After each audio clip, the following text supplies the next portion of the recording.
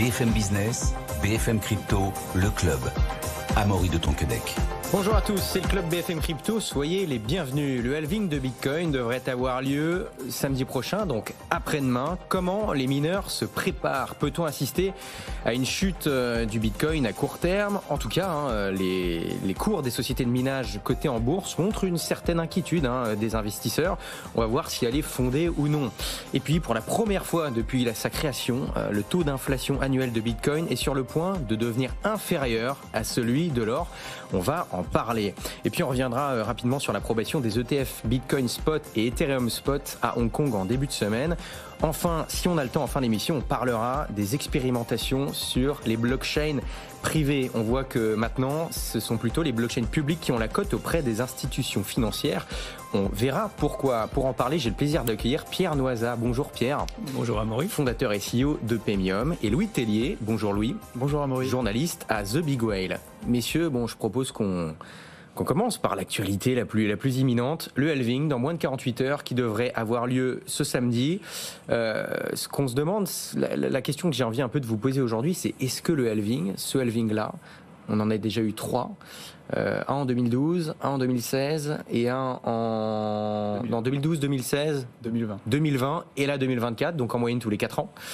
Est-ce que ce halving-là pourrait être différent, Pierre, des autres halvings ? Alors, il est différent puisque depuis le premier, en novembre 2012, effectivement, on a vu que le volume d'échanges sur Bitcoin a augmenté, n'a pas arrêté d'augmenter. Avec les ETF, on a passé encore une autre dimension de volume d'échanges, puisque, comme vous savez, les ETF nécessitent des Bitcoins en collatéral, donc ça suppose des grands mouvements d'achat et de vente sur les Bitcoins, ce qui fait que la variation de l'offre qui est liée à des mineurs en gros qui vendent des bitcoins pour payer leurs factures d'électricité, c'est ça en gros le circuit financier dans ce cas-là. Et ben cet impact-là, il est peut-être de plus en plus faible à mesure que l'adoption de Bitcoin augmente. Donc autant en 2012, on pouvait penser que ça provoquerait un quasi-doublement du cours, la diminution par 2 de l'offre.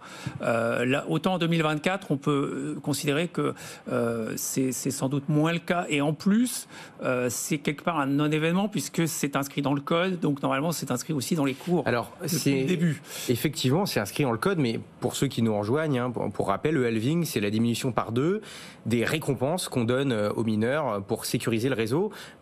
Ce sera peut-être un non-événement pour les cours, on ne sait pas, mais en tout cas, c'est pas un non-événement, Pierre, pour les mineurs, puisque leurs récompenses vont être divisées par 2, oui. Ce qui fait que miner un Bitcoin, ça va devenir 2 fois plus cher. Là, on a vu que pour la première fois, avant le halving, on a eu un record historique du Bitcoin, ce qui n'avait jamais été le cas lors des 3 précédents. Est-ce que finalement, ça n'a pas permis à certains mineurs de tenir plus longtemps, de gagner du temps? Comment sont les mineurs à l'instant où on se parle, à moins de 48 heures du halving? Alors, nous, chez Paymium, nous sommes un exchange, donc on n'est pas directement touché par le halving, mais c'est vrai que si on est mineur, comme vous le soulignez, ça signifie un doublement des coûts, puisque la quantité minée diminue de moitié.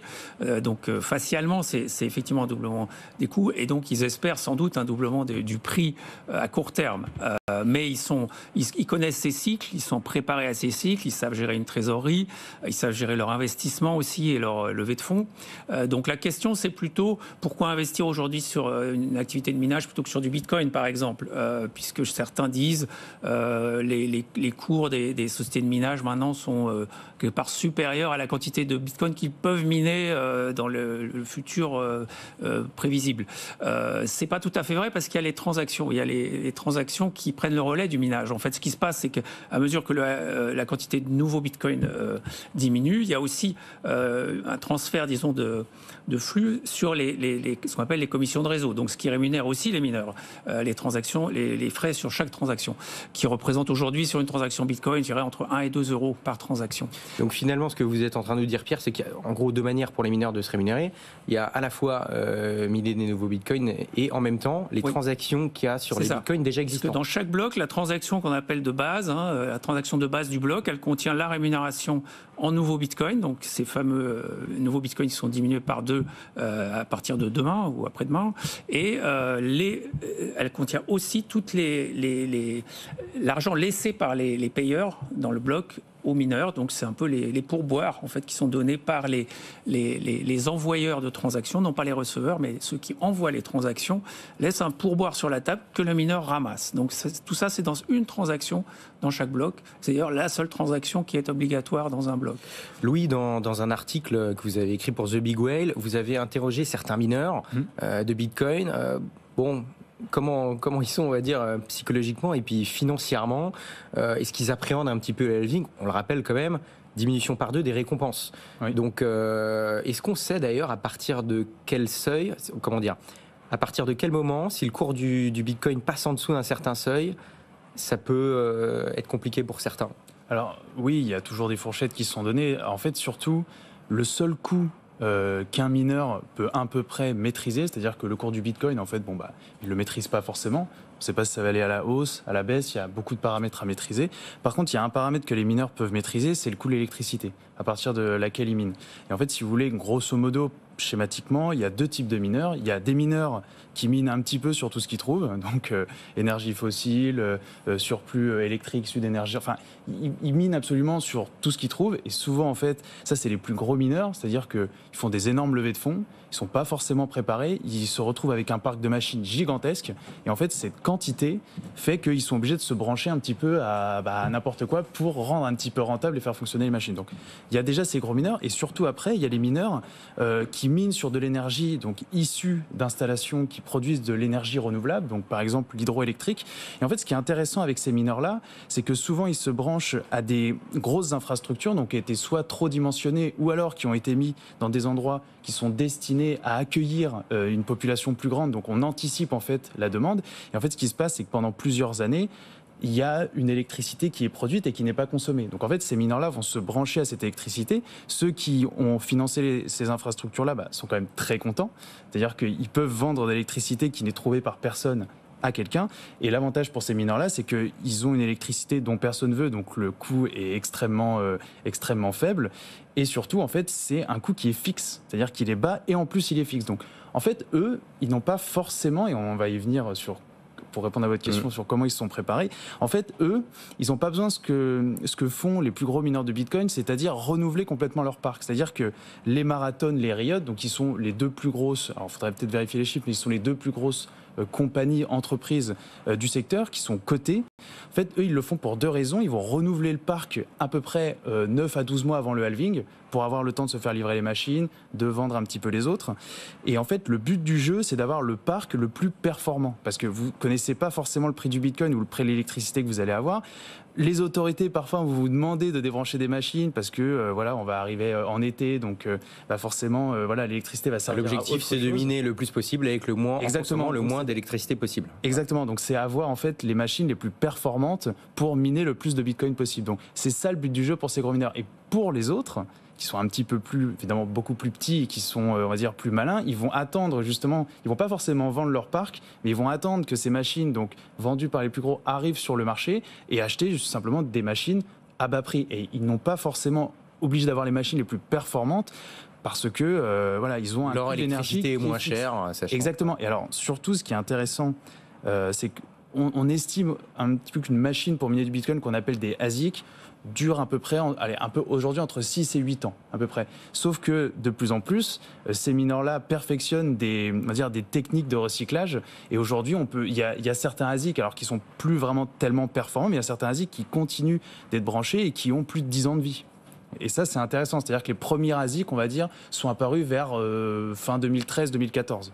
Voilà. Et Pierre, dans quelques instants, j'aimerais avoir votre avis, parce que Paymium, créé en 2011, vous avez donc connu tous les halvings, voir un peu comment vous appréhendez celui-là, notamment au niveau du cours. Évidemment qu'on ne peut pas prévoir, mais un peu avoir votre sentiment, si vous voyez des choses différentes par rapport aux 3 précédents. Louis, pour finir sur ces histoires de rentabilité pour les mineurs. Donc, si je résume, en gros, les mineurs, ils ont 3 choses à regarder. Bon, il y a à la fois, évidemment, le prix du Bitcoin, il y a à la fois le prix de l'électricité, et il y a à la fois quand même le hash rate. Le hash rate, qui est lié aussi. Donc si je résume, les gros mineurs, entre guillemets, eux, ils vont avoir des machines plus performantes, mais pour la plupart avec un coût d'électricité un peu plus élevé que les plus petits mineurs, entre guillemets, qui vont aller chercher de l'énergie verte moins chère, qui eux vont attendre de récupérer les machines que vont vendre les gros mineurs, entre guillemets, à plus bas prix. C'est comme ça que ça va s'équilibrer. Est-ce qu'on peut s'attendre à ce qu'il y ait pas mal de mineurs qui soient obligés de débrancher? Toujours. Alors en fait, il y a deux types, une nouvelle fois, d'entreprises qui débranchent et les entreprises qui anticipent. C'est-à-dire qu'ils se disent, on va attendre que le prix remonte pour pas miner à perte. On a maîtrisé les coûts, c'est-à-dire que nos machines sont déjà rentabilisées, donc on va les débrancher. Et puis il y a les autres qui ont fait un petit peu n'importe quoi. Et là, effectivement, en fait, ils vont rencontrer des difficultés économiques, donc ils vont tout simplement débrancher leur parc. Et c'est pour ça qu'à chaque fois, sur les 3 halvings précédents, on a vu une légère, entre 10 et 20% de baisse du hash rate. Donc en fait, le hash rate, c'est toute la puissance de calcul qui est mise à disposition pour le réseau. Donc là, on voit qu'il ne cesse d'augmenter. Depuis maintenant plus de 16 ans. Ça veut dire que pour l'instant, là, il y a eu plus de branchements que de débranchements. Mais là, ce halving-là, sachant que pour la première fois, le cours du Bitcoin a beaucoup augmenté avant le halving, beaucoup plus que les dernières fois, finalement, est-ce que ceux qui n'avaient pas anticipé réellement le halving qui arrive dans les 3 précédents ont dû débrancher, là peut-être que finalement ça va les sauver entre guillemets. Exactement, c'est ce que vous soulignez Pierre et Amaury, c'est qu'effectivement ce halving il est différent parce qu'en fait l'augmentation significative du cours, donc depuis octobre jusqu'à maintenant, on est passé à peu près de 20-25 000 à 71 000. Alors là, on est à 60 000. 73 000, je crois, le record en mars, mi-mars. 73 000 $. Donc en fait, l'augmentation a déjà eu lieu. Donc ça a permis à des mineurs de maîtriser leurs coûts et d'anticiper et de gagner un peu plus de temps. Et alors, effectivement, la grande interrogation, c'est est-ce qu'on va encore avoir une hausse après ou est-ce que cette hausse a déjà eu plus ou moins lieu? Et ça, on pourra peut-être en parler. Justement, là-dessus, j'aimerais bien avoir l'avis de Pierre Noisa, donc fondateur et CEO de Pemium. Notre financial advice. Voilà, non mais évidemment, mais depuis 2011, donc je rappelle, voilà, vous avez déjà connu 3 halvings. Celui-là, comment vous l'appréhendez? Est-ce que selon vous, alors vous n'êtes pas mineur de Bitcoin, mais comment vous l'appréhendez? Est-ce que vous pensez que le comportement du cours de Bitcoin pourrait être différent? Je pense que ça affecte la trajectoire en fait. Moi, ce qui m'intéresse, c'est la perspective de long terme. Effectivement, un halving, c'est un micro-événement maintenant pour les bitcoiners parce qu'on sait que ça marche. Le code tourne comme ça depuis son origine. Donc, on a déjà vu 3 halvings. Donc, il y en a un 4e, ça ne change pas fondamentalement. Il n'y a pas d'inquiétude là-dessus. Voilà, c'est ça. C'est un événement qui, pour moi, est déjà dans les cours pour ceux qui sont vraiment dans l'écosystème. Par contre, pour les gens de l'extérieur, moi, ce que j'observe, c'est que c'est l'adoption par les nouvelles institutions, en particulier grâce aux ETF. Cet impact-là, à mon avis, est beaucoup plus grand sur le prix que peut-être le halving de cette année, contrairement encore une fois à novembre 2012 où le halving était un méga événement parce que c'était le premier et parce qu'il n'y avait pas beaucoup d'attention autour de Bitcoin à l'époque. Aujourd'hui, en 2024, l'événement c'est les ETF, notamment on voit qu'ils vont à Hong Kong aussi, donc c'est pas seulement aux États-Unis, on voit qu'il y a des ETF partout. Donc pour vous, le halving pourrait être moins important que les précédents? Oui, je pense que, mais par contre, l'effet des ETF va compenser largement, si vous voulez, ce manque d'impact finalement du halving, puisqu'on va peut-être même aller au-delà d'un doublement. Je rappelle que sur l'or, on peut encore faire un x10 si on veut rattraper l'or, la capitalisation de l'or. Donc, et l'or en tant que réserve de valeur apparaît comme de plus en plus comparable à Bitcoin, voire inférieur par ses qualités, ses propriétés à Bitcoin. Donc, je pense qu'il y a cette application de Bitcoin qui justifie une hausse. Il y a l'aspect réseau de paiement qui lui aussi est majeur dans Bitcoin, qui représente, je le rappelle, à peu près 2000 milliards, un marché de 2000 milliards par an. Là encore, la capitalisation de Bitcoin aujourd'hui, c'est 1000 milliards, on est à 1000 milliards, donc on est encore très loin d'avoir le potentiel sur la partie réseau de paiement. Prenez dans les réseaux de paiement, il y a des mastodontes. Je pense à Visa, Mastercard, à eux deux, représentent 1000 milliards aussi. Mais Visa, Mastercard, c'est juste ce qu'on appelle, nous, une couche de Bitcoin. C'est les autorisations, c'est un peu Lightning pour le réseau bancaire, si vous voulez. Donc il y a vraiment un gros potentiel de croissance sur la partie réseau de paiement. Et puis, sur la partie monétaire, en tant que devise, on a vu le Salvador en 2021 adopter Bitcoin en tant que monnaie. Il est possible que d'autres pays emboîtent le pas. Donc tout ça, c'est des potentiels de croissance qui sont, à mon avis, en termes d'impact sur le prix, bien plus grands que n'importe quel halving. On voit qu'évidemment, l'approbation, enfin pas l'approbation, je confonds avec les ETF, mais disons que l'institutionnalisation, la généralisation entre guillemets du Bitcoin dans tout un tas de domaines, on voit qu'elle est croissante. Mais pour finir sur le halving, Pierre, comme on le disait tout à l'heure, si finalement le cours du Bitcoin n'a jamais été aussi haut à quelques jours du halving, est-ce que il y aurait beaucoup moins de mineurs que d'habitude qui débranchent et donc qui vendent des Bitcoins? Est-ce que le halving, paradoxalement, n'aurait pas finalement encore plus d'impact que ceux précédents et qu'il y aurait un sell the news entre guillemets moins important que les précédents, sachant que les mineurs auraient moins besoin de vendre. Est-ce qu'on peut s'attendre à ça? C'est possible. Comme l'a expliqué Louis, ça dépend de leur modèle économique, de comment ils sourcent l'électricité, etc. Donc il y a beaucoup de paramètres, leur stratégie d'investissement, leur stratégie de financement aussi. Donc tout ça fait beaucoup de variables. Donc c'est pour ça que c'est assez difficile de prédire ce qui va se passer. D'ailleurs, on ne fait pas de prédictions dans Bitcoin. En général, on est démenti quand on fait des prédictions. Donc je dis simplement que la tendance de long terme pour moi, c'est on n'est qu'au début de l'aventure Bitcoin. Tout le monde commence à réaliser que c'est un peu l'équivalent d'Internet, ce qui s'est passé sur Internet. Ça se passe pour les transactions. On le voit par exemple sur le passage de l'intérêt pour les blockchains privées à la blockchain publique qui est Bitcoin. On voit bien que les gens, comme sur Internet, après avoir fait un intranet, à l'époque on appelait ça un intranet, c'est-à-dire l'internet privé, c'était un intranet à l'époque d'Internet, et ils sont passés sur l'internet public.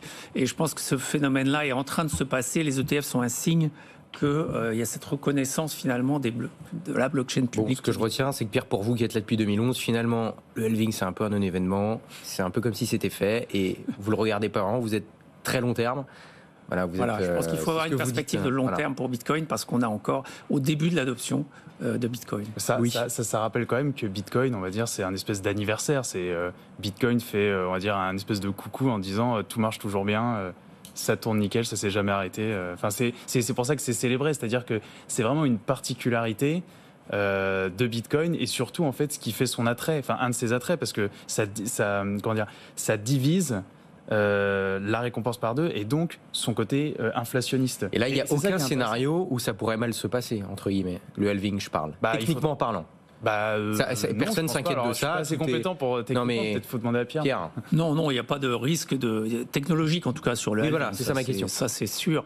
Après, comme dit Louis, c'est plus une célébration qu'un événement. En fait, on célèbre l'invention de la rareté dans le monde numérique. C'est ça en gros que signifie Bitcoin. On a inventé un objet numérique qui est rare grâce à la preuve de travail et à cet algorithme de halving qui permet d'avoir une quantité limitée. C'est ça qu'on célèbre en fait, que les bitcoiners célèbrent, parce qu'ils l'ont compris. On espère que de plus en plus de gens le célèbrent. En parlant de rareté, Pierre, un petit mot sur l'or dont vous parliez tout à l'heure. Donc pour la première fois depuis sa création, le taux d'inflation annuel de Bitcoin est sur le point de devenir inférieur à celui de l'or. Oui, alors ça, on peut dire que l'or, on a une quantité indéterminé, parce qu'on ne sait pas, en fait, il peut y avoir une météorite qui tombe, on peut en découvrir un gisement quelque part. C'est difficile de dire que l'or a une quantité limitée. On a un taux d'inflation comme ça qui est lié aux activités de minage de l'or, qui entre nous est très polluant. Le minage de l'or, c'est quelque chose d'extrêmement nocif pour l'environnement, comme d'ailleurs celui de tous les métaux. Mais dans le cas de Bitcoin, il n'y a pas d'incertitude sur la quantité maximale. On sait que c'est 21 millions, c'est un avantage de Bitcoin par rapport à l'or aussi, c'est qu'il n'y a pas cette incertitude sur la quantité maximale. On ne sait pas combien ça vaudra en euros ou en dollars, mais effectivement, on sait combien il y aura de Bitcoin. Et ça rejoint un petit peu la maxime des maximalistes, qui est en fait un Bitcoin, quoi qu'il arrive, vaudra toujours un Bitcoin.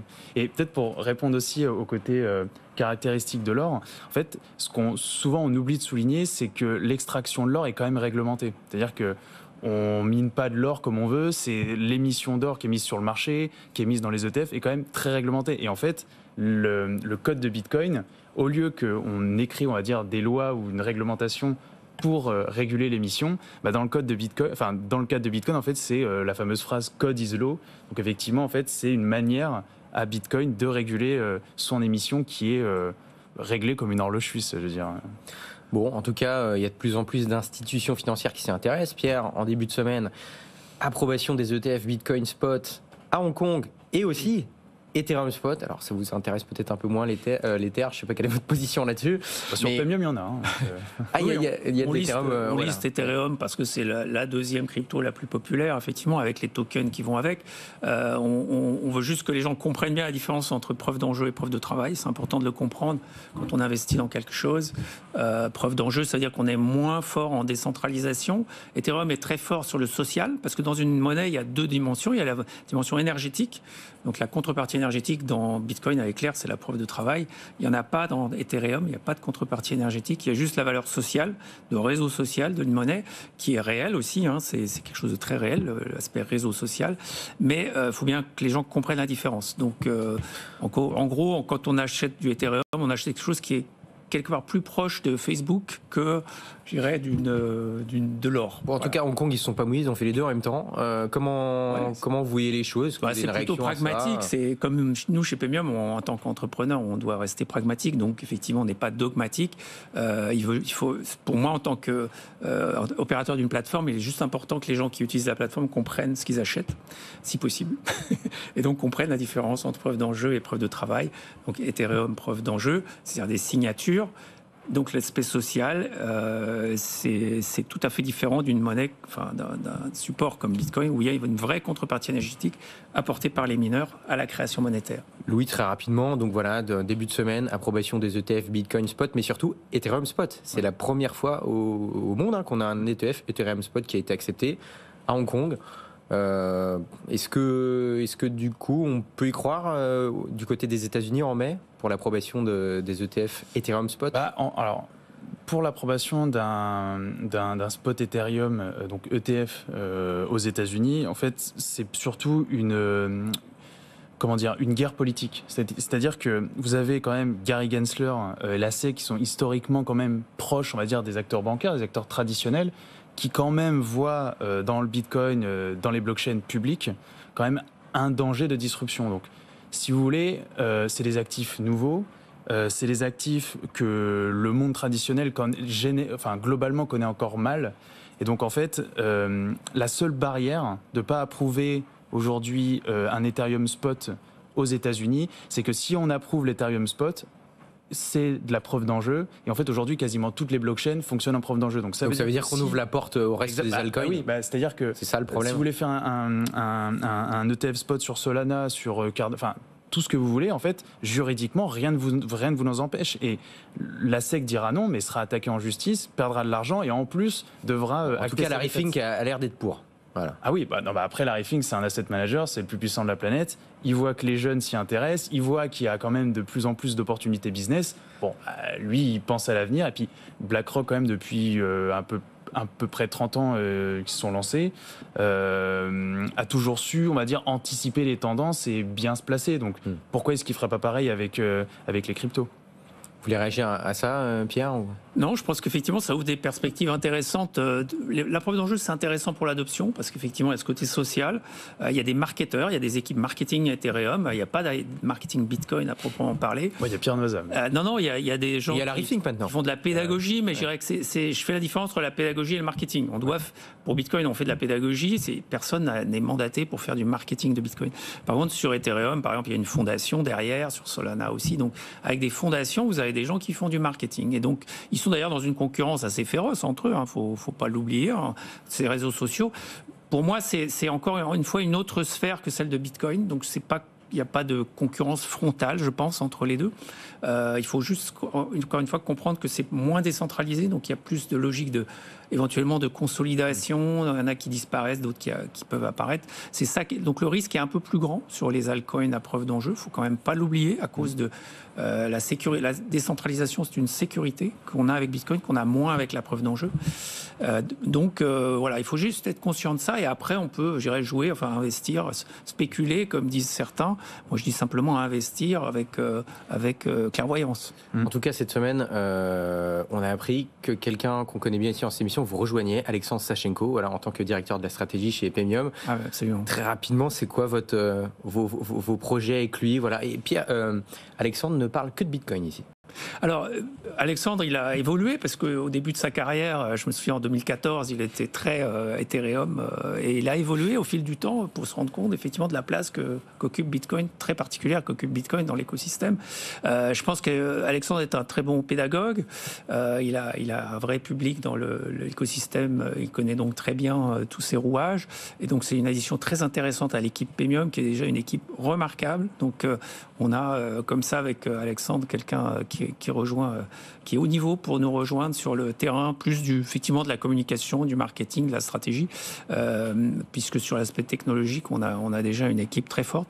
Mais il va nous accompagner, il fait partie de l'équipe maintenant, et on a effectivement plein de projets de développement dont je peux pas encore parler parce que ce serait un peu tôt, mais on a de grands projets pour Pemium. Alors si je peux très rapidement, Louis, une interview à venir d'Alexandre Sachenko dans The Big Well, donc sera surveillé forcément par Pierre Noisa, mais voilà, vous pourrez avoir peut-être un peu plus de détails dans cette interview. Relu par Pierre Noisa, peut-être. Je ne sais pas. Voilà. Bon, en tout cas, merci d'avoir été avec nous. Pierre Noisa, fondateur et CEO de Pemium. Merci, Amaury. Louis Tellier, journaliste à The Big Well. Oui, on n'a pas eu le temps de parler de blockchain public-privé par rapport aux institutionnels, mais on en parlera dans de prochain passage parce que c'est très intéressant.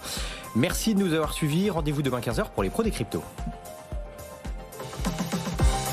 BFM Business, BFM Crypto, le club.